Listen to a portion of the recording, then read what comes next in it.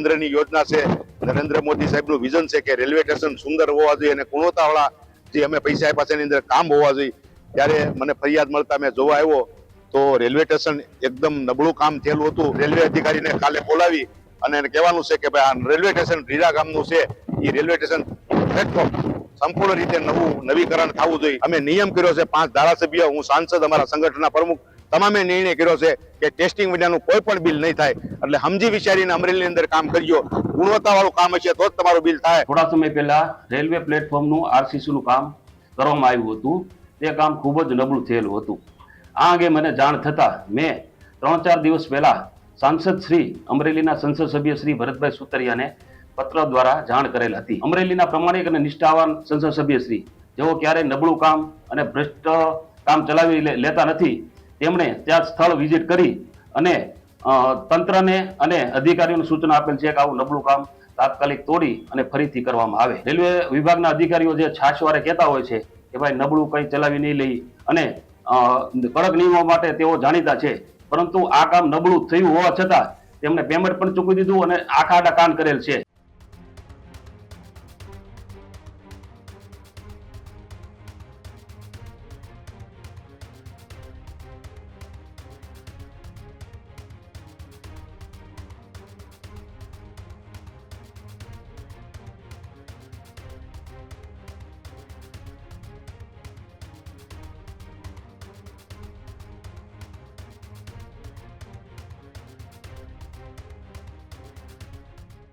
સાવરકુંડલાના જીરા railway સ્ટેશનના જે platform છે તે પ્લેટફોર્મમાં નબળી કામગીરીનો મામલો વિવાદનું કેન્દ્ર બન્યું છે.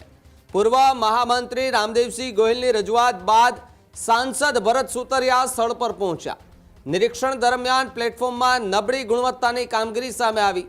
જવાબદાર કોન્ટ્રાક્ટર એજન્સી સામે કડક કાર્યવાહીના સંદેશ અપાયા છે, જ્યારે એજન્સીઓને બ્લેકલિસ્ટ કરવા અધિકારીઓ અને સાંસદે સૂચના આપી. નબળું પ્લેટફોર્મ તોડી ફરી એકવાર નવું બાંધકામ કરવાનો નિર્ણય લેવામાં આવશે. કરોડોના વિકાસ કામોમાં બેદરકારીની સહન નહીં થાય તેવી પણ વાત ભરત સુતરિયા જે સાંસદ છે તેમણે કરી છે. સંબંધિત અધિકારીઓની ભૂમિકાની પણ તપાસ જે છે તે કરવામાં આવશે તેવી પણ માંગ કરાઈ છે. આ તો રહી રેલવે સ્ટેશનના પ્લેટફોર્મની વાત, પરંતુ રોડ, રસ્તા, ગટરના કામોમાં કેટલો ભ્રષ્ટાચાર થાય છે એમના પર પણ તપાસ થવી જોઈએ. કરોડો રૂપિયાનો ભ્રષ્ટાચાર જે છે તે બહાર આવે તેવી સંભાવના છે. એજન્સીઓને બ્લેકલિસ્ટ કરવા અધિકારીઓને સાંસદે સૂચના તો આપી છે. જો તમે સાંસદ કેવી રીતે ત્યાં તપાસ કરી રહ્યા છે. આ કોઈ રોડ ત્યાં તૂટી ગયો છે, વરસાદ હજુ તો પહેલો પડ્યો છે, હજુ તો ચોમાસું બાકી છે. આખો આ વરસાદની અંદર તિરાડો પડી ગઈ છે, મેટલો દેખાવા લાગી છે.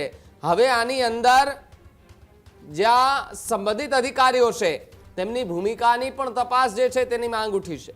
ત્યારે સાવરકુંડલાની અંદર જે રેલવે સ્ટેશન છે તેના પ્લેટફોર્મની નબળી કામગીરીને લઈને હાલ તો ગંભીર સવાલો ઉઠી રહ્યા છે. જીરા ગામે રેલવે સ્ટેશન જે બન્યું છે તે રેલવે સ્ટેશનનું કામ નબળું થયું હતું. મારી પાસે ફરિયાદ આવી. અમારા એક મહામંત્રી રામદેવસિંહભાઈ હતા, એને ફરિયાદ કરી અને મને પત્ર લખ્યો હતો કે કેન્દ્રની યોજના છે, નરેન્દ્ર મોદી સાહેબનું વિઝન છે કે રેલવે સ્ટેશન સુંદર હોવા જોઈએ અને ગુણવત્તાવાળા જે અમે પૈસા આપ્યા છે એની અંદર કામ હોવા જોઈએ.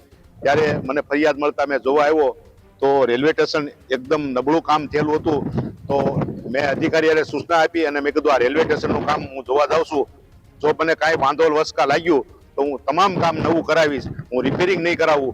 તો મેં એને આજે રેલવે અધિકારીને કાલે બોલાવી અને એને કહેવાનું છે કે ભાઈ આ રેલવે સ્ટેશન રીરા ગામનું છે, એ રેલવે સ્ટેશન પ્લેટફોર્મ સંપૂર્ણ રીતે નવીકરણ થવું જોઈએ.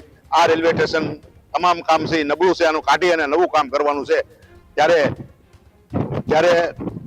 તમારા માધ્યમથી હું કહેવા માંગુ છું, અમરેલીની અંદર સ્ટેટના કામ હોય, નેશનલના કામ હોય, રાજ્ય સરકાર, કેન્દ્ર સરકાર, રેલવે સ્ટેશન કે અંડરપાસ ગમે એ કામ થતા હોય, કોન્ટ્રાક્ટરને જોઈ વિચારીને કામ નાખજો કે અમરેલીની અંદર કામ કરવું હોય તો હવે ટેસ્ટિંગ રિપોર્ટ આવશે પછી જેનું બિલ થાય. અમે નિયમ કર્યો છે, 5 ધારાસભ્ય, હું સાંસદ, અમારા સંગઠનના પ્રમુખ તમામે નિર્ણય કર્યો છે કે ટેસ્ટિંગ વિનાનું કોઈ પણ બિલ નહીં થાય. એટલે સમજી વિચારીને અમરેલીની અંદર કામ કરજો. ગુણવત્તાવાળું કામ હશે તો જ તમારું બિલ થાય. એમાં હગા સંબંધી ભાઈ ભત્રીજો કાંઈ નહીં હાલે, ગમે એ છે એ બધાને દંડ ભોગવવાની તૈયારીમાં રહેવાનું છે, તો જ અમરેલીની અંદર કામ કરવાનું છે. સાવરકુંડલા તાલુકાના જીરા ગામે થોડા સમય પહેલા રેલવે પ્લેટફોર્મનું આરસીસીનું કામ કરવામાં આવ્યું હતું. તે કામ ખૂબ જ નબળું થયેલું હતું. આ અંગે મને જાણ થતા મેં 3-4 દિવસ પહેલા સાંસદ શ્રી અમરેલીના સંસદ સભ્ય શ્રી ભરતભાઈ સુતરિયાને પત્ર દ્વારા જાણ કરેલ હતી. આજરોજ તેમનો ફોન આવ્યો અને તેમને જણાવ્યું કે હું જીરા રેલવે સ્ટેશન ખાતે રૂબરૂ તપાસ કરવા જાઉં છું. ત્યારબાદ મને જાણવા મળ્યું કે અમરેલીના પ્રમાણિક અને નિષ્ઠાવાન સંસદ સભ્ય શ્રી જેઓ ક્યારેય નબળું કામ અને ભ્રષ્ટ કામ ચલાવી લેતા નથી, તેમણે ત્યાં સ્થળ વિઝિટ કરી અને તંત્રને અને અધિકારીઓને સૂચના આપેલ છે કે આવું નબળું કામ તાત્કાલિક તોડી અને ફરીથી કરવામાં આવે. અમરેલી જિલ્લામાં રેલવે વિભાગના અધિકારીઓ, ખાસ કરી સાવરકુંડલા અમરેલી જિલ્લામાં રેલવે વિભાગના અધિકારીઓ જે છાશવારે કહેતા હોય છે કે ભાઈ નબળું કંઈ ચલાવી નહીં લઈ અને કડક નિયમો માટે તેઓ જાણીતા છે, પરંતુ આ કામ નબળું થયું હોવા છતાં તેમણે પેમેન્ટ પણ ચૂકવી દીધું અને આખા કાન કરેલ છે.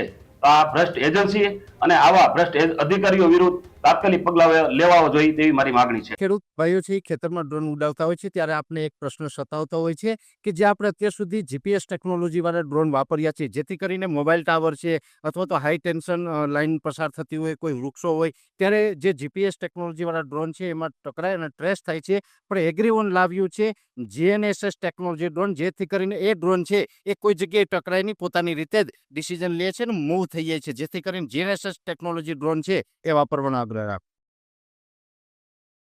આ જ પ્રકારની તમામ અપડેટ જોવા માટે ન્યૂઝરૂમ ગુજરાતને લાઇક, શેર અને સબસ્ક્રાઇબ કરવાનું ભૂલતા નહીં.